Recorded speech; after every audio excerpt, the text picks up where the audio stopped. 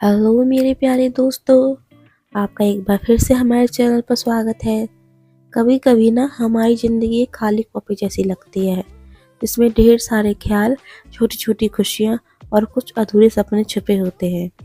और जब हम डूडल बनाते हैं ना, तो वो सारे ख्याल धीरे धीरे लाइन में ढल जाते हैं, जैसे हमारी सोच ने पंख फैला लिए हों। आज हम बनाएंगे सिंपल स्टाइल में डूडल आर्ट, जहाँ हर लाइन एक कहानी कहेगी, हर शेप एक मुस्कान लाएगी। तो चलिए, अपनी पेंसिल, अपना मार्कर उठाइए और चल पड़िए मेरे साथ इस प्यारी डूडल की दुनिया में।